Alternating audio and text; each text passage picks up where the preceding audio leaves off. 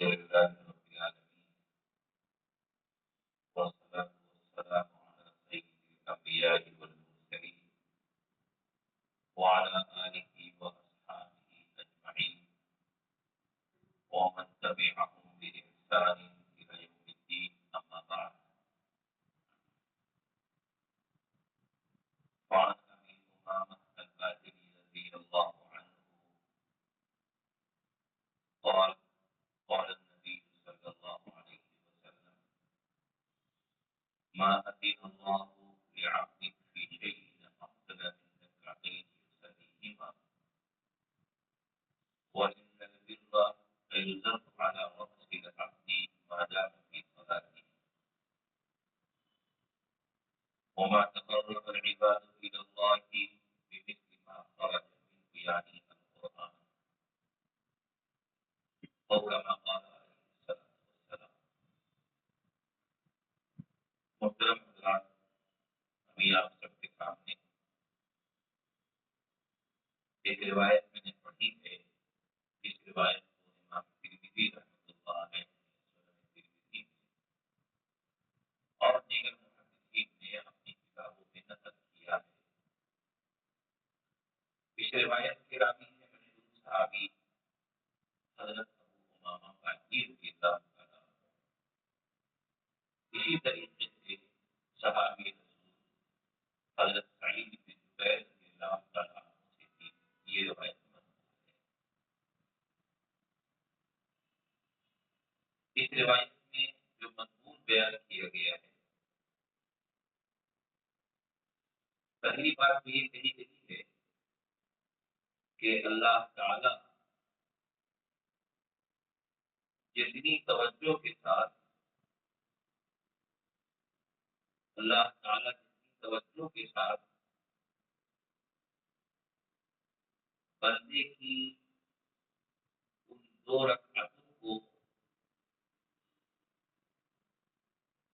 اور ان دو رکعتوں کے ذکر و اذکار کو سنتا ہے، اس سے زیادہ کسی اور چیز پر اللہ اپنی توجہ بندے کی کسی دوسرے عمل کی طرف اللہ کی خاص توجہ ہوتی نہیں. ہم سب تو اللہ کی ہر حال نگرانی میں، اللہ کی نظر سے ایک لمحے کے لیے بھی ہم لوگ پوشیدہ نہیں. لیکن بعض اعمال وہ ہیں کہ جن کی ادائیگی کے وقت ہم پر اللہ کی خصوصی توجہ ہو جاتی ہے. ہم خصوصی توجہ کے مستحق ہو جاتے ہیں.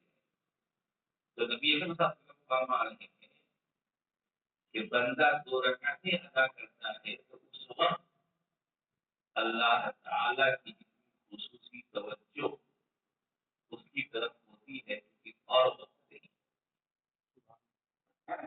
گویا کہ نماز یہ وہ عظیم نعمت ہے کہ جب ہم اس نماز جیسی عظیم عبادت میں خود کو مصروف کرتے ہیں تو ہم گویا کہ اللہ کی خاص رحمت و توجہ بھی مستحق ہو جاتے ہیں. اس لیے جب بھی کوئی مسئلہ آتا ہے نبی صلی اللہ علیہ وسلم پر روایت میں ہے کہ جب بھی کوئی مشکل حالات آتی، پریشانی آتی تو فوراً آپ نماز کی طرف چلے جاتے. کیوں؟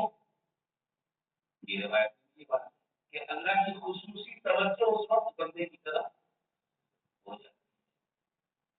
تو فرمایا کہ اللہ تعالیٰ بندے کی دو رکعت ادا کرتے وقت جو اس کے اوپر توجہ ہوتی ہے اس سے افضل توجہ کسی اور چیز پہ نہیں. اب ہم نماز پڑھتے ہیں. نماز کیا ہے؟ مناجات ہے. نماز میں ہم اللہ کی حمد و ثنا کرتے ہیں اور اپنی حاجتوں کو اللہ کے سامنے رکھتے ہیں، اپنی بندگی کا اظہار کرتے ہیں. ہم سورہ فاتحہ پڑھنا شروع کرتے ہیں. تو شروع فصول ہے فاتحہ کی ابتدا سے ہم گویا کہ اللہ کی تعریف کرتے ہیں، الحمدللہ رب العالمین اللہ کی تعریف ہے، الرحمن الرحیم یہ اللہ کی تعریف ہے، مالک یوم الدین یہ اللہ کی تعریف ہے، اللہ کی قدرت کا اظہار ہے۔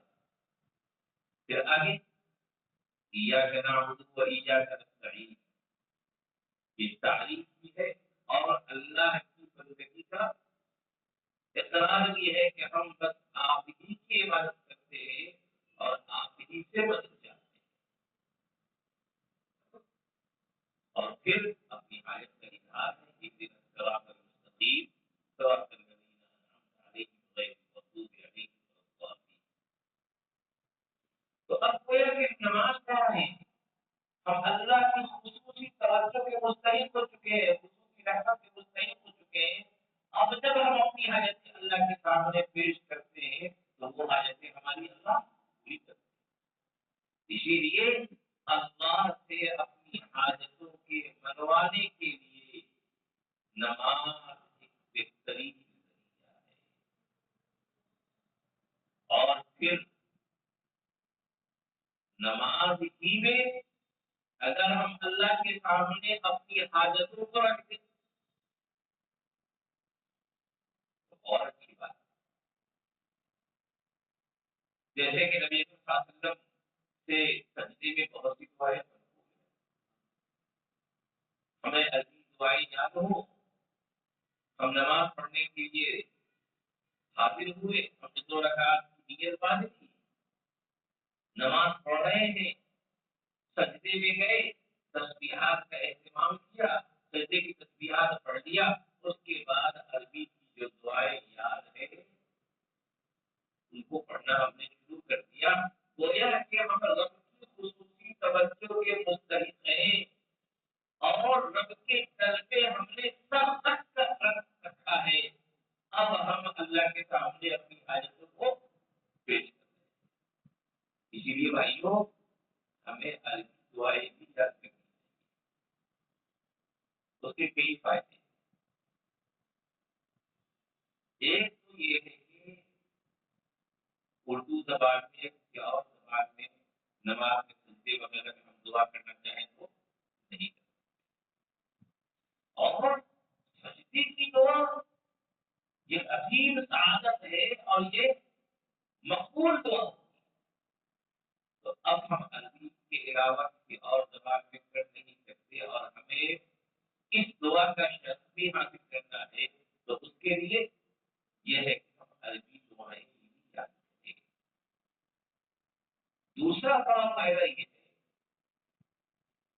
کہ نبی اکرم صلی اللہ علیہ وسلم نے جتنی عمدگی کے ساتھ، جتنی جامعیت کے ساتھ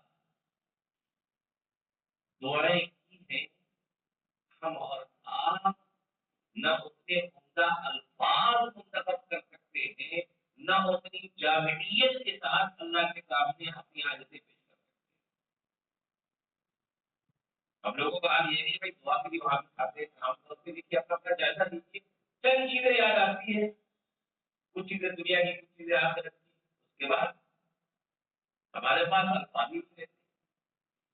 تو نبی اکرم صلی اللہ علیہ وسلم سے جو دعائیں منقول ہیں، اگر ہم ان دعاؤں کو یاد کر لیں گے تو ایک تو وہ مقبول الفاظ ہیں، جن الفاظ کے ذریعے ہم اللہ کے سامنے اپنی فریاد کر دیں گے، ان الفاظ کے ذریعے ہم نمازوں میں بھی دعا کر سکتے ہیں، اور بڑی عمدگی کے ساتھ اللہ کے سامنے فریاد رکھنے کے آداب کی رعایت کے ساتھ اور بڑی جامعیت کے ساتھ دنیا اور آخرت کی ضرورتوں کو ہم اللہ کے سامنے رکھ سکتے ہیں۔ یہ رکھنے کی حالت ہمیں ملے گی، اس لیے نبی اکرم صلی اللہ علیہ وسلم سے جو دعائیں منقول ہیں ان دعاؤں کو بھی ہمیں یاد کرنے کا اہتمام کرنا ضروری ہے، کرنا چاہیے۔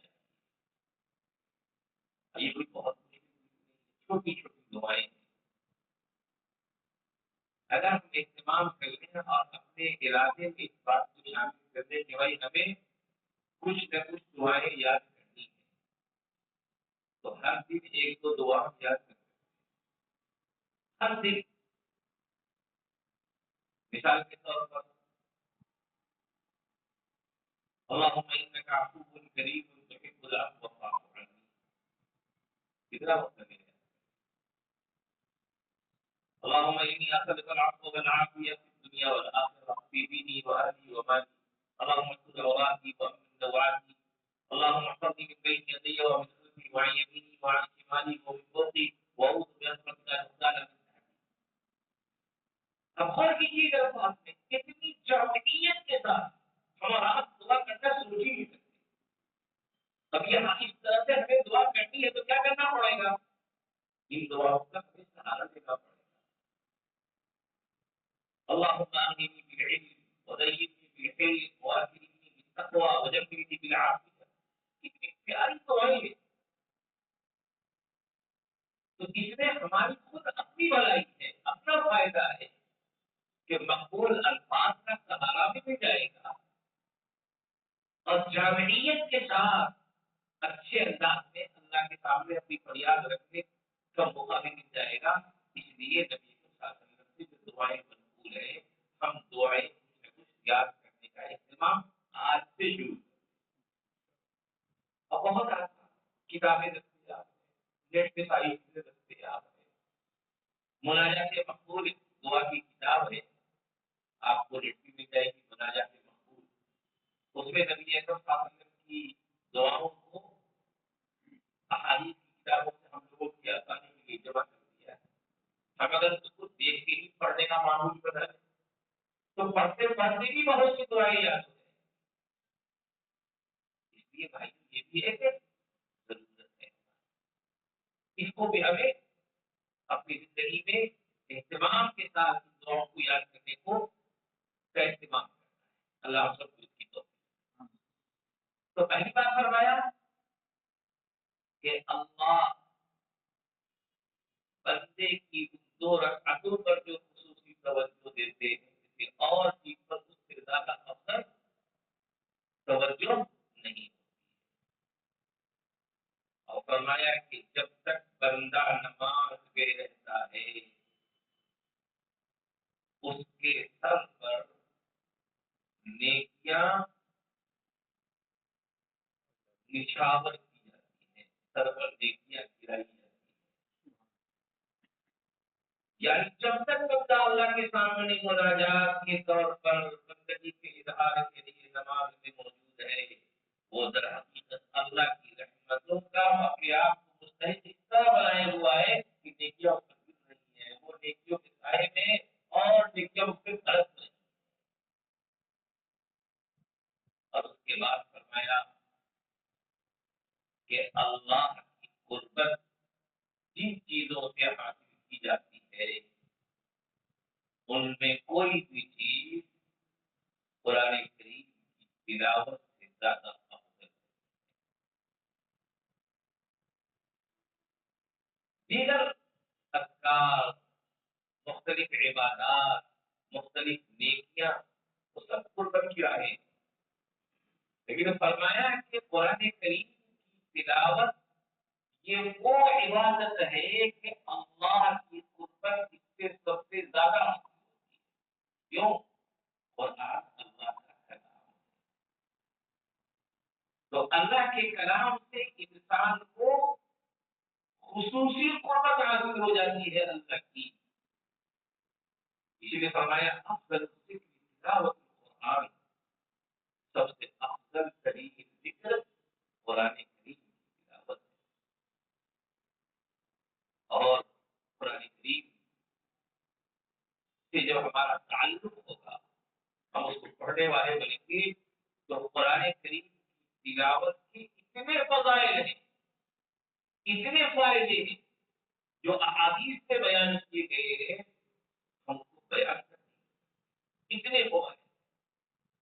تو ایک یہ عبادت کہ جب اس سے ہمارا تعلق ہوگا قرآن کریم کی تلاوت سے تو ہم ان تمام کے تمام فضائل کے مستحق ہوں گے. حضرت عبداللہ فرماتے ہیں کہ یاد رکھ لو قرآن اللہ کا دسترخوان ہے. قرآن اللہ کا دسترخوان ہے، جو اس سے جڑ گیا، جو اس میں داخل ہو گیا تو وہ امان پا گیا۔ گویا کہ قرآن سے جڑ جانا امان حاصل کرنے کا ذریعہ ہے۔ ایک روایت میں ہے کہ اللہ تعالیٰ اس دن کو عذاب نہیں دیں گے جس دن میں قرآن کریم ہو۔ ایک روایت میں نبی اکرم صلی اللہ علیہ وسلم نے فرمایا کہ قرآن پڑھنے میں جو ماہر ہے، روانی کے ساتھ پڑھتا ہے، حافظ ہے،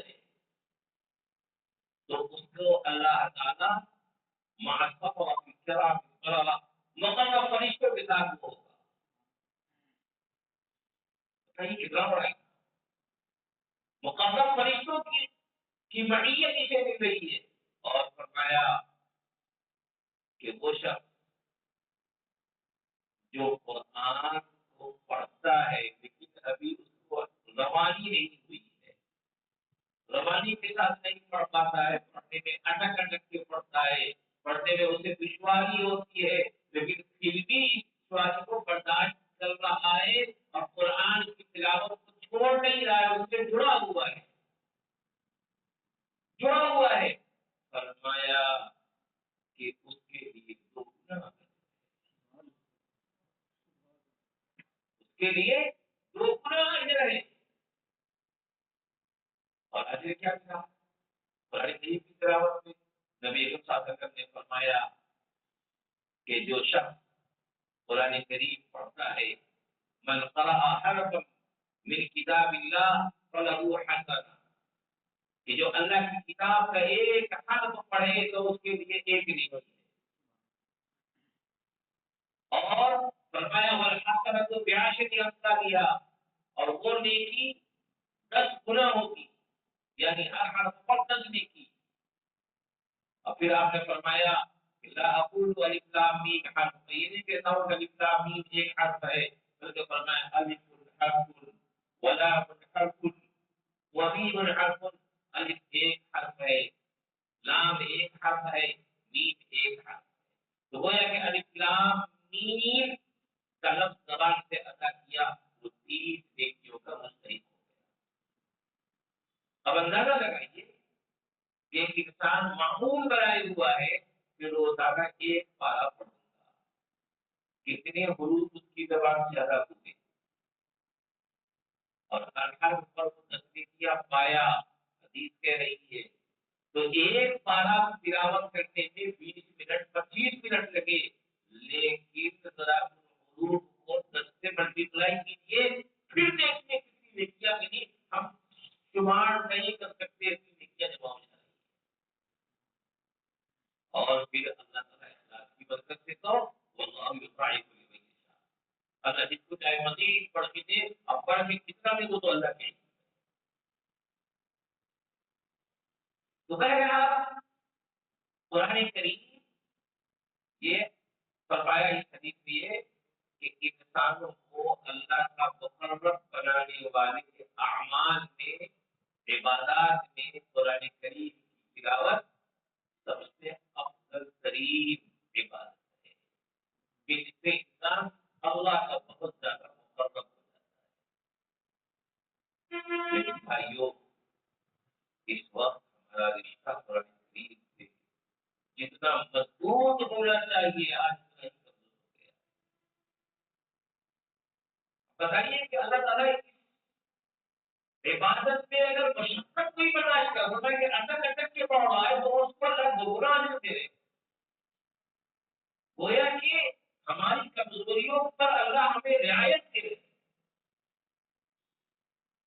لیکن آج یہ غفلت ہے کہ ہم دنیا میں سب کچھ پڑھ لیتے ہیں، ہزاروں ویڈیوز دیکھ لیتے ہیں، لیکن قرآن کریم کی تلاوت کرنے وقت نہیں ملتا، حالانکہ یہی وہ ذخیرہ ہے جس کے ذریعے ہم اپنی آخرت کو کامیاب بنا سکتے ہیں۔ فرمایا قرآن کریم جب انسان تلاوت کرتا ہے تو اس کے اوپر اللہ کی خاص سکینت نازل ہوتی ہے، خاص سکینت نازل ہوتی ہے۔ بخاری شریف میں ایک روایت ہے کہ رسول اللہ ایک صحابی ہے حضرت حسین بن حسین رضی اللہ عنہ، وہ رات میں قرآن کریم کی تلاوت کر رہے تھے، تو انہوں نے دیکھا کہ ایک بادل جیسی کوئی چیز ہے جو ان کے اوپر سایہ پکڑ گئی۔ اس کے بعد اس میں کچھ روشنی بھی ہے، جو کچھ روشنی جیسی بھی چیز ہے۔ کہتے ہیں کہ ان کا گھوڑا ہی بازو میں رکھا ہوا تھا، وہ گھوڑا بھی بگڑنے لگا۔ قریب میں ان کے بیٹے یحییٰ سو رہے تھے تو ان کو ڈر لگا کہ کہیں ایسا نہ ہو کہ گھوڑا بگڑے اور پھر اس سے ہمارے بیٹے کو چوٹ لگ جائے۔ تو انہوں نے تلاوت کچھ دیر کرتے کرتے تلاوت کو روک دیا، تو دیکھا کہ وہ چیز اوپر کی طرف سے وہ چیز اوپر کی طرف سے۔ صبح میں نبی صلی اللہ علیہ وسلم کے دربار میں حاضر ہوئے اور ساری بات بتائی کہ رسول اللہ ایسا ایسا واقعہ پیش آیا۔ نبی صلی اللہ علیہ وسلم نے فرمایا تلک السکینہ تنزلت بالقرآن، قرآن کی وجہ سے وہ سکینت نازل ہوئی۔ پھر فرمایا اقرأ ابن حذیر، پڑھتے رہو ابن حذیر۔ فرمایا کہ اگر تم پڑھتے رہتے ویسے ہی تو اگر تلاوت کو نہ روکتے تو وہ سکینت ویسے ہی رہتی حتیٰ کہ دیگر لوگ بھی اسے دیکھتے۔ ہماری آنکھوں سے اللہ تعالیٰ نے بہتر بہت ساری چیزوں کو پوشیدہ رکھا ہے، کیونکہ ان کو دیکھنے کی قوت ہمارے اندر نہیں ہے، گھبرا جائیں گے، ورنہ یہ ساری چیزیں ہوتی ہے کہ جب انسان قرآن پڑھتا ہے تو اس پر سکینت کا نزول ہوتا ہے۔ آج ہمیں سکون کی تلاش ہے، لیکن سکینت دینے والی چیز سے ہم تعلق جوڑنے کے لیے تیار ہیں۔ سکون چاہیے، قرآن کریم کی تلاوت اللہ کی رحمت بھی ملے گی، سکون بھی ملے گا، اللہ کی کا قرب بھی حاصل ہوگا، ہر ہم پر نیکیاں بھی ملتی جائے گی، جنت نیکیاں ملتی جائے گی۔ اور پھر ایک روایت میں آتا ہے کہ قرآن کریم میدان محشر میں صاحب قرآن کے لیے اللہ سے کہے گا یا اللہ میں نے اس راتوں کو جگا رکھا تھا، میں اسے راتوں کو جگایا ہوں، یا اللہ اس کا بدلہ اسے دے دیجیے، یا اللہ اسے عزت کا تاج میں کر وہ پہنا دیا جائے گا جو قرآن کی سفارش کی، یا اللہ اسے لباس کرامت کرامت و شرافت و عزت کا لباس دیا جائے گا۔ نبی اکرم صلی اللہ علیہ وسلم کی متعدد احادیث میں یہ مضمون آیا ہے کہ قرآن کریم کی سفارش ہوگی ان لوگوں کے لیے جو قرآن کریم کی تلاوت کرتے ہیں۔ فرمایا اقرأوا القرآن فإنه يأتي يوم القيامة شفيعا لأصحابه، کہ قرآن پڑھا کرو کیونکہ یہ قرآن کریم اپنے اصحاب کے لیے، ان قرآن پڑھنے والوں کے لیے سفارشی بن گیا۔ یہ بھائیوں کی جو روایت میں نے بھی آپ کے سامنے پیش کی، اس روایت سے یہ بات ثابت ہوئی کہ ہمارے مسائل کا حل نماز، اللہ کی خصوصی توجہ چاہیے، اپنے مسائل کے لیے ہم نماز پڑھ کے اللہ سے قربت حاصل کرے اور نمازوں میں بھی دعاؤں کا استعمال کرے، خاص طور پہ سجدے میں، اور سجدے میں دعا کرنی ہے تو اس کے لیے عربی دعاؤں کو یاد کرنے کا ہم اہتمام کریں، اور اس کے ساتھ ساتھ قرآن کریم کی تلاوت کا خاص، بلکہ تلاوت سے آگے بڑھتے ہوئے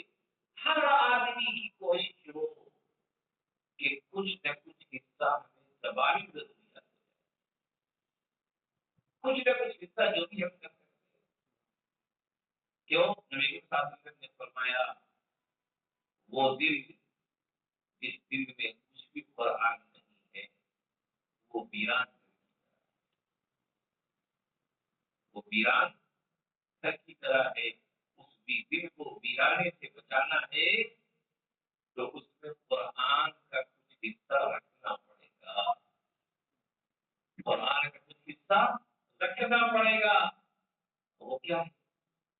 تھوڑی ترتیب بنا کے اگر ہم چھوٹی چھوٹی صورتوں کو یاد کرنے کا معمول بنا لیں، جیسے بھی رمضان آپ تیاری کرنے کے بھائی رمضان میں ہم اما پارا میں سے روزانہ چھوٹی چھوٹی صورت ایک ایک صورت یاد کریں. تو اخیر میں چھوٹی چھوٹی صورتیں اگر روزانہ ایک صورت یاد کرنا چاہیں تو بڑی آسانی سے یاد کر سکتے ہیں. بڑی آسانی ہم مختلف چیزوں کے لیے پلان بناتے ہیں اور کام کرتے ہیں پلان بنا کر. وہ نعمت جو ہمیں دنیا میں بھی بھلائی دینے والی ہے، قبر کی راحت کا بھی انتظام اس سے ہونے والا ہے اور آخرت کی قربت بھی ہمیں اس سے ملنے والی ہے. ہم اگر اس کے لیے تھوڑا وقت نکال کے ایک ترتیب بنا لیں اور روزانہ ایک ایک صورت یاد کر لیں تو 30 دن میں 30 صورتیں یاد. پھر تھوڑا معمول بنا لیں کہ دو دو تین تین آیتیں یاد کریں گے تو پھر 12 سورہ ملک ہے اور دیگر صورتیں ہیں. تھوڑا تھوڑا یاد کرتے کرتے ہم کو مہینے چند مہینوں میں ہم قرآن کریم کا بہت سا حصہ یاد کر سکتے ہیں. اب مسئلہ آتا ہے کہ عمر کا ایک مسئلہ ہوتا ہے کہ انسان یاد کرنے جاتا ہے کہ یاد کر نہیں پاتا. ہمیں تو ثواب چاہیے، ہمیں ثواب چاہیے. روایت میں ہے کہ جو شخص عمر ہو جانے کے بعد یاد کر تو رہا ہے لیکن اسے یاد نہیں ہو پا رہا ہے تو اللہ تعالی اس کی اس مشقت پر بھی اس کو دوبارہ اجر عطا. ہم شروع کریں، انعام اللہ دینے والا ہے. اللہ ہمارے ارادے کو دیکھ رہا ہے کہ ہمارا مقصد کیا ہے. اس لیے بھائیو یہ سب چیزیں بھی ہماری زندگی کے لیے ضروری ہے. ان کو ہم اختیار کریں گے تو اللہ ہمیں کامیابی عطا کریں گے. اللہ سے دعا ہے کہ اللہ تعالیٰ ہم تمام لوگوں کو صحیح کی توفیق نصیب فرمائے.